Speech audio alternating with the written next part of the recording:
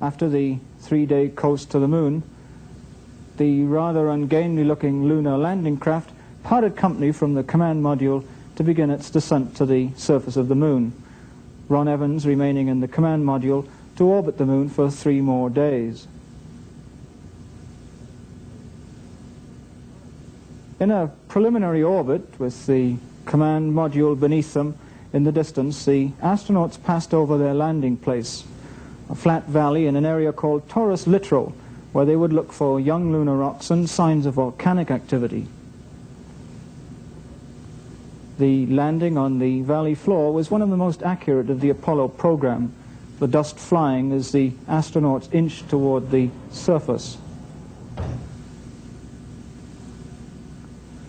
Contact. Stop push. Engine stop. Okay, Houston, the Challenger has landed. Roger, Challenger, that's super. Houston, you can tell America that Challenger is at Taurus Littrow. First Cernan and then Schmidt left the lunar module to begin their exploration. As I step off at the surface at Taurus Littrow, we'd like to dedicate the first step of Apollo 17 to all those who made it possible. Their first job was to unload equipment, including their rover, the electric car in which they would drive to the exploration sites. They also began setting up the instruments of the automatic laboratory, which would transmit signals back to Earth after they left. Hey, you need me, Gene? Nope. I'm going to go deploy an LSEP. Have at it. Okay, Bob, I've got my tools of the trade right here. Drilling core samples of the so-called lunar soil was one of their first early tasks, as Houston plotted their position.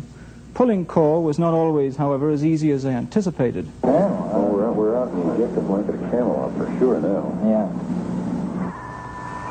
Man, it didn't feel like this stuff was that hard.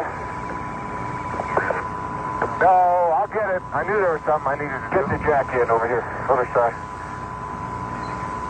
Let me put some weight here. Nothing going anywhere. Oh, he's going slowly, though. Very slowly. I'm going to get this thing out now that I got it. Boy, Gino, that's what you call getting down into your work.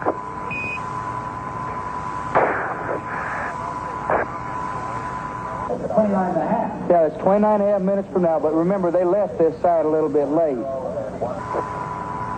There he is. Okay. Jim, you better make it clear to Parker that we got the pull out. Even as the astronauts were urged on to their next stop, scientists were interpreting the first signals of the experiments which had already been put into action. Well, many parts of the LSEP are functioning very well. The heat flow experiment is working excellently. It's transmitting back temperature data. The cooling down is still cooling down from the drilling process, and in a few hours they should be starting to get true heat flow information. Let's see if I can't crack the corner and get that contact. See if I can't get it. Look at the boulders out there. Despite being on the moon, Cernan and Schmidt were quite clearly not overawed by being the focus of so much scientific attention.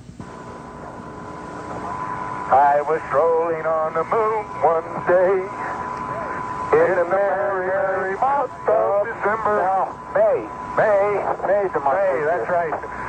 May is the year of the month. Oh, what a nice day. Oh, funny, there's not a cloud in the sky, except in the earth. Think that'll stop the dust, don't we? The second day of exploration began with repairs to the rear fender of the rover, which had broken the previous day. In Houston, Apollo 16 Commander John Young had worked that night in a pressure suit trying to find a way to repair the damage. Following his instructions, the astronauts made a new fender, formed from a lunar map molded with tape and held in place with clamps from the lunar module telescope. The repair was successful, and the astronauts were no longer bothered by dust as they drove to a series of sampling stations after setting up further experiments in the neighborhood of the lunar module itself.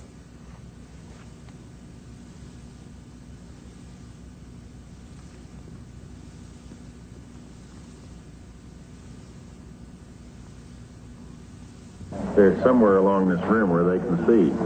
But they're dropping, Bill, so they must be coming across them. We're right where we wanted to be for Station 2, and it looks like a great place. Big blocks. It looks like quite a bit of variety from here. Different colors, anyway. Pretty hard, isn't it? That boat is going to roll. Man, that is hard. Just don't stub your toe.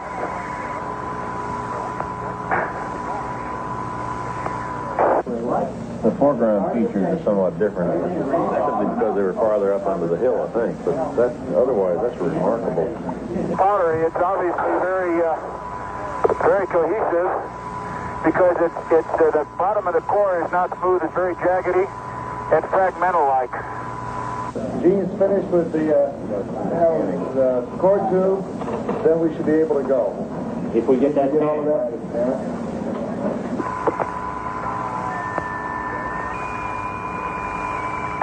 No, dadgummit.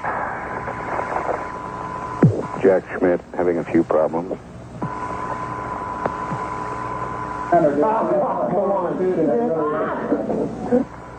Of all the stations sampled during the second day, none caused more excitement than the find close to a crater called Shorty. Oh, hey! There is orange soil. Well, don't move it till I see it. It's all over. Orange! Don't move it till I see it. I've stirred it up with my feet. Hey, it is! I can see it from here. It's orange.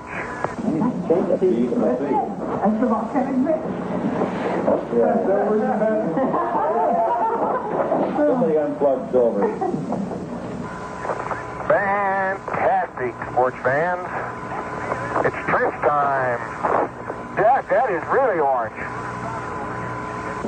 I think it's the most exciting we have come across since the beginning of the Apollo program. I believe that it's going to be the most rewarding of all the finds on Apollo. Light gray material on either side. Oh, man, that's incredible. Okay, Gene, we're going to have to... That's incredible. You need to get a down sun color. There isn't enough time, Tony, to do it, no matter which way you want to do it. We need more time. We may have to flip. We have to flip 5 in a little bit.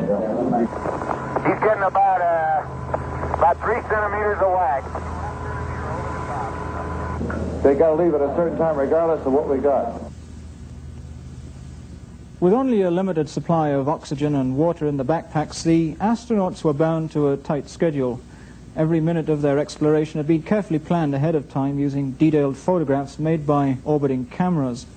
Surprise discoveries like the orange soil left the scientists at Houston with tantalizing decisions. In the end, shortage of time always sent Cernan and Schmidt hopping back to their rover and on to the next site or back to the lunar laboratory to activate experiments. We'd like you to leave immediately. Okay. My golly, this time goes fast.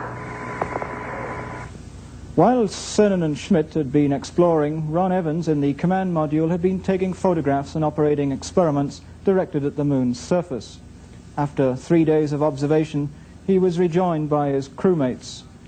99, proceeded, 3, 2, 1, ignition. Right away, Houston. Vector good. Ag thought. Pitch over. Their exploration and scientific work behind them, the astronauts once again became pilots as they guided their lunar landing craft into dock with Ron Evans' command module for the flight back to Earth. They left behind an automatic laboratory which would function for years and several explosive packages to be detonated later in order to map discontinuities in the lunar interior. With them, they brought back 250 pounds of samples as well as a mass of recorded data. Their spot-on splashdown was a fitting climax to the Apollo program.